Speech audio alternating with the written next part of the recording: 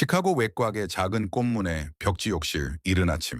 어머니는 김이 서린 거울 앞에 앉아있고 어린 딸은 문턱에서 조용히 지켜본다. 아침 햇살이 금이 간 창문 틈으로 쏟아져 들어와 자기 세면대 위에 놓인 폰즈 콜드 크림의 묵직한 유리병을 비춘다. 콤팩트 거울이 닫히는 날카로운 금속성 클릭 소리가 들리고 그녀가 떠난 후에도 복도에 오랫동안 남아있는 듯한 장미수와 탈콤 파우더의 은은한 가루향이 뒤따른다. 하지만 이상한 점은 이것이다. 그 욕실 카운터 위에 있는 것 중 몇 달러 이상 나가는 것은 아무것도 없었다.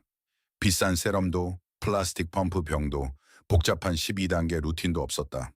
그럼에도 그녀의 피부는 무결점이었다.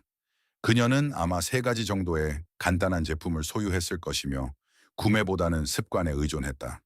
이 습관들은 효과가 없어서가 아니라 현대 산업이 판매하기에는 너무 저렴했기 때문에 사라졌다. 이것은 1950년대의 모든 여성이 따랐던 29가지의 무언의 뷰티 규칙들이다. 이제 시작하기 전에 구독 버튼을 눌러달라. 다음에 올 내용을 놓치고 싶지 않을 것이다. 오늘날 평균적인 여성의 뷰티 루틴은 세럼, 산성분, 그리고 지나치게 비싼 크림들의 어지러운 수집품이다. 하지만 1950년대로 돌아가 보면 화장대는 완전히 달라 보였다. 그 시대의 여성들은 준비를 하는데 화학 학위가 필요하지 않았다. 그들에게는 규칙, 즉 어머니에게서 딸로 전해 내려오는 조용하고 실용적인 습관들이 있었다. 더 깊이 들여다볼수록 이러한 습관들은 구식으로 보이지 않는다. 사라진 것은 결과가 아니라 그 주변의 지식이었다. 업계는 여성이 단돈 몇 푼으로 문제를 해결하는 방법을 이미 알고 있다면 제품을 팔 수 없다는 것을 일찍이 깨달았다. 이 스메 하나까지 무언의 규칙을 하나씩 짚어보면서 여러분은 하나의 패턴을 발견하게 될 것이다. 그리고 1순위에 도달할 때쯤이면 그들이 간직했던 가장 중요한 비밀은 메이크업과는 전혀 상관이 없었다는 것을 알게 될 것이다. 카운트다운은 예전에 대부분의 아침이 시작되던 바로 그곳 세면대에서 시작된다. 시미라소본, 얼음처럼 차가운 물기얹기, 카페인이 함유된 아이 세럼과 비싼 모닝 토너가 발명되기 전 1950년대 여성은 완전히 무료인 것, 즉 얼음처럼 차가운 물에 의존했다. 아침 루틴은 흔히 도자기 대야에 물을 채우고 얼굴에 반복적으로 물을 끼얹는 것으로 시작되었다. 추위의 충격은 오늘날 현대적인 크라이오테라피 도구들이 주장하는 것과 똑같은 역할을 했다. 그것은 즉각적으로 혈관을 수축시키고 아침의 부기를 줄이며 모공을 조였다. 그것은 플라스틱 포장이 필요 없고 오직 약간의 절제력만이 필요한 하루를 시작하는 날카롭고 상쾌한 시작이었다. 74번, 콜드크림의 마법. 세기 중반에 화장대를 정의하는 향이 하나 있다면 그것은 폰즈 콜드크림의 은은하고 깨끗한 냄새다. 많은 여성은 어머니의 화장대 위에 놓여있던 묵직한 흰색 유리병을 기억했다. 그것은 물로 씻어내는 것이 아니었다. 미네랄 오일이 풍부한 걸쭉한 크림을 피부에 마사지한 뒤 부드러운 티슈로 닦아내는 식이었다. 그것은 메이크업을 녹여 없애고 보습 보호막을 남겼다. 오늘날 업계는 이 단계를 이중 세안, 메이크업 리무버, 나이트 크림으로 나누어 1달러짜리 습관을 50달러짜리 루틴으로 바꾸어 놓았다. 73번, 밤마다 100번의 빗질. 이것은 단순히 옛날 영화 속의 낭만적인 신화가 아니었다. 그것은 매우 실용적인 헤어케어였다. 조용한 침실에 앉아 여성은 묵직한 멧돼지 털 브러쉬를 들고 머리카락을 정확히 100번 빗어내리곤 했다. 머리카락을 스치는 솔의 리드미컬한 소리는 매일 밤의 의식이었다. 세기 중반까지 여성들은 매일 머리를 감지 않았다. 빗질은 두피의 천연 오일을 건조한 머리카락 끝까지 기계적으로 분산시켜 천연 컨디셔너 역할을 했다. 오늘날 우리는 매일 샴푸로 머리카락을 씻어내고 예전에 브러쉬가 공짜로 해주던 일을 대체하기 위해 비싼 합성 세럼을 산다. 22번, 실크나 세틴 위에서 잠자기. 정성껏 세팅한 컬을 보호하고 자는 동안 생기는 주름을 방지하기 위해 많은 여성이 실크나 세틴 베개싯에 의존했다. 뺨에 닿는 시원하고 미끄러운 질감은 머리카락이 천에 걸려 끊어지는 대신 부드럽게 미끄러지게 했다. 헤어스타일을 세팅하는 데는 몇 시간이 걸렸고 여성은 그것이 한 주의 대부분 동안 유지되기를 기대했다. 이것은 영화 배우들만을 위한 사치가 아니었다. 그것은 시간 투자라는 자산을 보호하는 실용적인 방법이었다. 1 1번 속눈썹에 바르는 바셀린. 불가능한 길이를 약속하는 $50짜리 속눈썹 세럼의 시대가 오기 전 약국 선반에는 흔히 바셀린 한 통이 놓여 있었다. 자기 전 손가락 사이에 바셀린을 아주 조금 묻혀 속눈썹 위를 훑어주면 속눈썹 상태가 유지되었다. 그것은 속눈썹이 건조해져서 매일 바르는 무거운 마스카라 아래에서 뚝 끊어지는 것을 방지했다. 대상은 작았지만 결과는 부인할 수 없었다. 이러한 성분들이 얼마나 단순했는지 깨닫고 나면 현대의 스킨케어 산업은 매우 복잡하고 비싼 환상처럼 보이기 시작한다. 이 여성들에게 기술이 부족했던 것이 아니다. 그들은 값싼 단일 성분병 하나로 해결할 수 있는 문제에 실험실이 필요하지 않다는 것을 단순히 이해하고 있었을 뿐이다. 초기의 비결들은 근본적인 유지 관리에 관한 것이었다. 하지만 다음 그룹의 규칙들은 단순한 세안에서 벗어나 주방 찬장과 동네 약국에서 직접 비밀을 가져온 훨씬 더 정밀한 종류의 화학으로 넘어간다. 20번. 매일 사용하는 수렴제로서의 위치아즐. 세기 중반의 구급함 약장을 열면 투명한 위치아즐 병을 거의 확실히 발견할 수 있었다. 여러 산 성분이 들어간 각질 제거 토너가 나오기 훨씬 전, 이 단순하고 저렴한 식물 추출물은 최고의 피부 정화제였다. 화장솜으로 얼굴을 훑어내면 날카롭고 깨끗하며 약간 약품 같은 향을 남겼다. 그것은 피부를 거칠게 벗겨내지 않으면서 모공을 조이고 염증을 가라앉혔다. 그것은 단돈 몇 푼밖에 들지 않는 정직한 약국의 지혜였지만 오늘날 백화점 카운터에 놓인 고급 토너들만큼이나 효과가 좋았다. 19번. 자연스러운 꼬집기. 모든 뷰티 비결이 병에 담겨 있는 것은 아니었다. 사실 가장 흔한 습관 중 하나는 복도 거울과 몇 초의 시간 외에는 아무것도 필요하지 않았다. 손님을 맞이하기 위해 현관문을 열기 직전이나 채서 내리기 직전, 여성은 입술을 살짝 깨물고 자신의 뺨을 꼬집곤 했다. 그 빠른 따끔함은 즉각적이고 자연스럽게 혈색을 표면으로 끌어올려 루즈를 바른 듯한 모습을 흉내냈다. 그것은 조용하고 본능적인 습관이었다. 메이크업 가방을 어디에나 들고 다닐 필요 없이 생기 있고 단정해 보일 수 있는 방법이었다. 18번. 밤새 롤러 세팅하기. 이것은 뷰티가 실제적인 신체적 절제를 요구하는 지점이었다. 1950년대에 완벽하게 조각된 풍성한 헤어스타일을 얻기 위해 여성들은 일상적으로 딱딱한 플라스틱이나 와이어 롤러로 머리카락을 꽉 말아쥐고 잠을 잤다. 그것은 편안하지 않았다. 당신은 두피를 짓누르는 헤어롤에 날카로운 압박을 피하기 위해 실크베개 위에서 머리를 어떻게 배치해야 하는지 정확히 익혔다. 하지만 아침이 오고 롤러를 풀면 머리카락은 굵고 탄력 있는 웨이브로 떨어졌다. 당신은 미용실에 드라이 비용을 지불하는 것이 아니라 하룻밤의 조심스러운 정지 상태로 비용을 지불하고 있었다. 18번. 레몬즙 또는 식초 헤어 린스. 욕실과 주방은 완전히 분리된 영역이 아니었다. 유리처럼 반짝이는 머릿결을 얻기 위해 여성들은 약국을 완전히 건너뛰고 찬장으로 향했다. 목욕할 때 머리에 부어주는 희석된 사과, 식초나 레몬즙의 마지막 행금은 비누 잔여물을 제거하고 머리카락 큐티클을 평평하게 만들었다. 희미하고 날카로운 식초 냄새는 배수구로 씻겨 내려가고 믿을 수 없을 정도로 부드럽고 빛을 완벽하게 받는 머릿결만 남게 될 것이다. 오늘날 우리는 단순한 주방에 산 성분이 자연스럽게 했던 일을 인위적으로 재현하기 위해 비싼 글로싱 트리트먼트를 산다. 16번. 브러쉬로 립스틱 바르기. 빨간 립스틱 한 튜브는 필수적이었지만 그것을 어떻게 바르느냐는 색상만큼이나 중요했다. 진정으로 꼼꼼한 1950년대 여성은 단순히 립스틱 본체를 입에 대고 슥 긋지 않았다. 그녀는 작고 단단한 립 브러쉬를 사용하여 색소를 묻혀 입술의 날카로운 윤곽을 조심스럽게 그린 다음 속을 채웠다. 그것은 흔들리지 않는 손과 화장대 앞에서의 조용한 시간을 필요로 했다. 이것은 정지 신호 앞에서 서둘러 바르는 것이 아니라 의도적인 행위였다. 이 시점에서 패턴은 더 이상 단순히 제품이나 영리한 주방 화학에 관한 것이 아니다. 그것은 기준에 관한 것이다. 초기의 비결들은 물리적인 문제들을 해결했지만 그 다음 몇 가지 규칙들은 달랐다. 그것들은 표현 방식에 관한 것이었다. 그것들은 세면대에서 벗어나 옷장으로 이동하며 한 여성이 세상을 향해 자신을 어떻게 표현했는지를 정확히 보여주었다. 16번. 베이킹이 아닌 매트함을 위한 파우더. 얼굴에 반투명 파우더를 두껍게 층층이 쌓는 현대의 베이킹 개념은 1950년대 뒤 여성을 완전히 당황하게 했을 것이다. 파우더는 단순히 코와 이마의 번들거림을 잡기 위해 아주 가볍게 사용되었다. 여성들은 종종 어머니나 이모에게서 물려받은 아름다운 금속 콤팩트를 휴대하며 퍼프를 부드럽게 두드렸다. 목표는 결코 피부를 가리거나 얼굴의 형태를 바꾸는 것이 아니었다. 그것은 단지 조금 더 다듬어진 자기 자신처럼 보이는 것에 관한 것이었다. 14번, 장갑으로 손 보호하기. 사람들은 예전의 여자의 나이는 얼굴이 아니라 손으로 드러난다고 말하곤 했다. 장갑은 단순히 패션의 상징이 아니었다.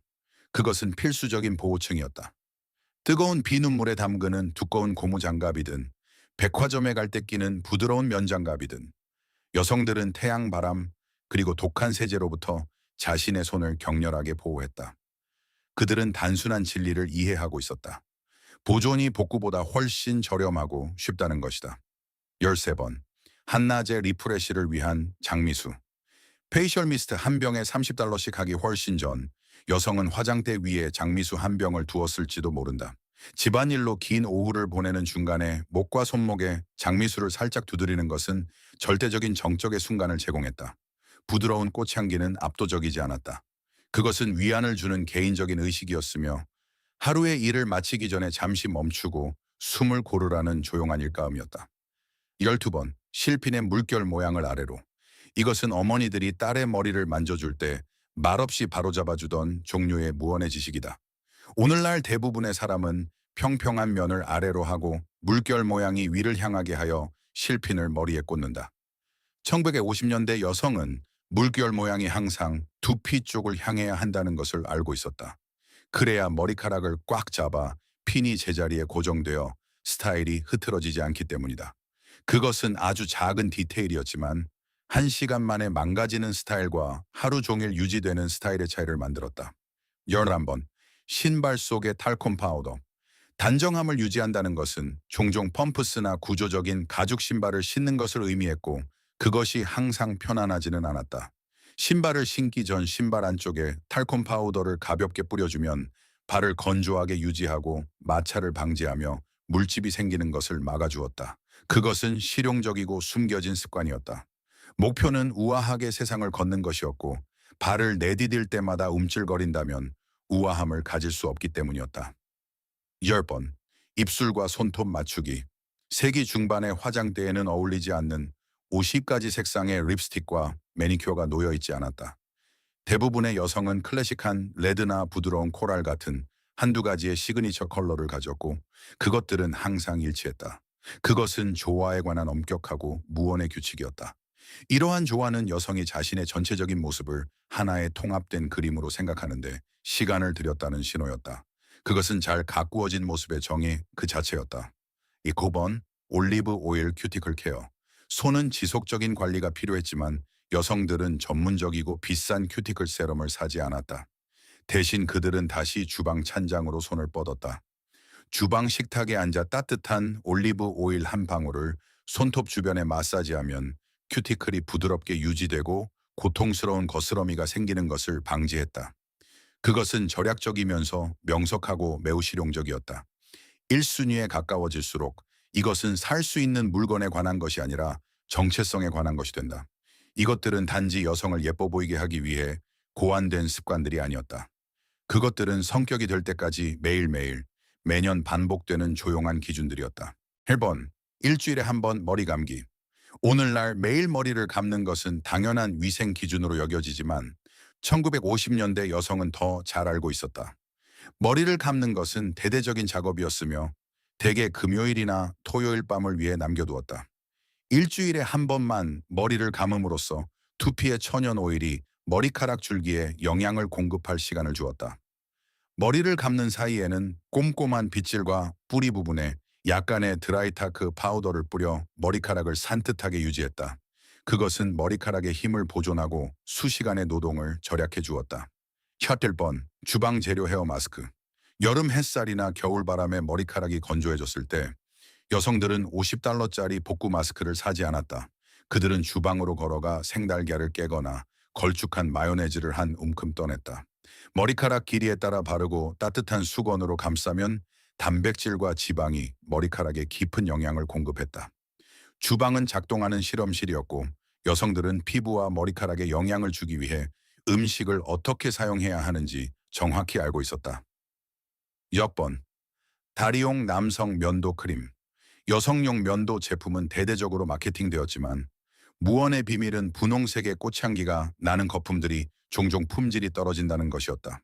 실용적인 여성들은 단순히 남편의 면도 크림에 손을 뻗었다. 바바솔, 발바솔이나 올드 스파이스, 올 스파이스의 걸쭉하고 풍부한 거품은 주부들에게 판매되는 얇은 거품보다 훨씬 더 매끄러운 면도를 가능하게 하고 다리를 보호해 주었다. 그것은 절약이라는 조용한 반란이었다. 단지 포장 때문에 왜 더 나쁜 두 번째 제품을 사야 하는가? 아소번, 향수는 어두운 곳에. 현대의 화장대는 종종 향수병을 직사광선 아래 유리 트로피처럼 진열해 놓는다.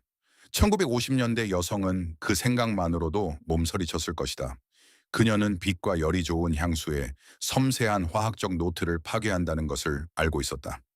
그녀의 향수, 아마도 소중한 샤넬이나 샬리마르 병은 원래의 판지 상자에 담겨 화장대 서랍에 시원하고 어두운 곳에 보관되었다. 그것은 깊은 존중으로 다뤄졌고 수년 동안 보존되었다. 4번, 완벽한 자세는 뷰티의 비결이다. 완벽하게 세팅된 머리와 흠잡을 데 없이 바른 루즈를 가졌더라도 구부정한 자세를 취하면 그 환상은 깨졌다.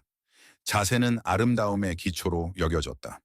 어린 소녀들은 머리 위에 책을 얹고 걷는 법을 배웠거나 정수리에서 누군가 줄로 잡아당기고 있다고 상상하라는 말을 들었다. 고든 척추는 자신감, 우아함, 활력을 전달했다. 그것은 비용이 전혀 들지 않지만 끊임없는 자기인식이 필요한 단 하나의 뷰티 비결이었다. 3번, 따뜻한 수건 각질 제거.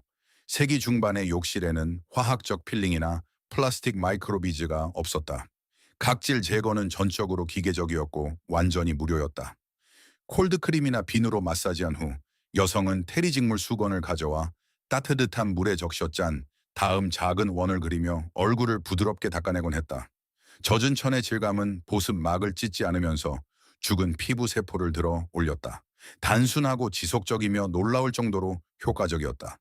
2번, 꾸미지 않은 채로 나가지 않기. 1950년대 여성에게 얼굴을 만들지 않고 집을 나서는 것은 생각할 수 없는 일이었다. 백화점에 가든 아이들을 데리러 가든 아니면 단순히 아침 우편물을 받으러 나가든 그녀는 머리를 단정히 하고 립스틱을 발랐는지 확인했다. 이것은 허영심에 관한 것이 아니라 품위에 관한 것이었다. 당신은 세상에 있는 사람들에 대한 예의로 그리고 자신에 대한 존중으로 세상에 나갈 준비를 했다. 이제 우리는 다른 모든 것을 설명해주는 규칙에 도달했다. 마지막 규칙은 결코 물건에 관한 것이 아니었다. 그것은 그 주변에서 일어나는 일에 관한 것이었다. 1번, 유희가 아닌 절제로서의 뷰티. 오늘날 뷰티 산업은 우리에게 자기관리와 위안이라는 기치 아래 루틴을 판매한다. 하지만 1950년대 여성에게 화장대에 앉는 것은 유희가 아니었다. 그것은 절제였다. 요리하고 청소하고 가족을 돌보며 긴 하루를 보낸 뒤 녹초가 된 할머니나 어머니를 떠올려보라. 집은 마침내 조용해졌다. 그녀는 침실 거울 앞에 앉아 척추를 바로 세우고 조심스럽게 새로운 콜드크림층을 바르거나 붉은 입술 윤곽을 그린다. 그녀는 휴식을 취하기 위해 이것을 한 것이 아니다. 그녀는 자신의 기준을 유지하기 위해 이것을 했다. 화장대는 그녀의 사적인 영역이었으며 다음 날을 위해 자신을 재건하는 장소였다. 립스틱은 단순한 색소가 아니었다. 그것은 갑옷이었다. 그것은 단 한마디의 말도 없이 어머니에게서 딸에게로 전해진 존엄의 조용한 선언이었다. 대상은 작았다. 교훈은 그렇지 않았다. 그 병들과 콤팩트들은 수십 년 동안 변하지 않았다. 마케팅이 변했을 뿐이다. 그리고 사라진 것은 단순히 저렴한 가정용 비결들의 모음이 아니라 조용한 종류의 회복력이었다. 이 스몰의 3가지 무언의 규칙들은 단순한 뷰티 팁이 목록이 아니었다. 그것들은 소비지상주의보다 자립이 더 중요했던 시대의 증거였다. 그것들이 사라진 것은 효과가 없어서가 아니라 전체 산업이 우리가 그것들을 잊게 만드는 것을 기반으로 세워졌기 때문이다. 우리가 진정으로 잃어버린 것은 묵직한 유리병에 든 콜드크림이나 단순한 장미수병, 또는 완벽한 빨간 립스틱이 아니다. 우리는 정적을 잃었다. 조용한 방에 앉아 머리를 100번 빗는 데 필요한 인내심을 잃었다. 우리는 어머니에게서 딸에게로 전수되던 조용한 가사 지혜를 잃었고 그 자리는 다음의 비싼 병을 향한 절박한 추격으로 대체되었다. 하지만 진정한 우아함은 완전히 지우기 어렵다. 지금 어딘가에서는 여전히 도자기 세면대 위로 주방 불빛이 빛나고 있다. 어딘가에서는 여전히 한 어머니가 화장대에 앉아 척추를 바로 세우고 하루를 맞이하기 전 단 한 번의 빨간 립스틱을 바르고 있다. 그리고 말 한마디 없이 그 교훈은 다시 시작된다. 어머니나 할머니가 당신에게 전해준 빈티지 뷰티 규칙이나 지혜는 무엇인가요? 아래 댓글로 추억을 공유해 주세요. 이 과거로의 여행이 의미 있었다면 이 영상에 좋아요를 누르고 채널을 구독해 주세요. 아직 나가지 마세요. 화면의 영상을 클릭하여 과거의 잊힌 비밀들을 더 알아보세요.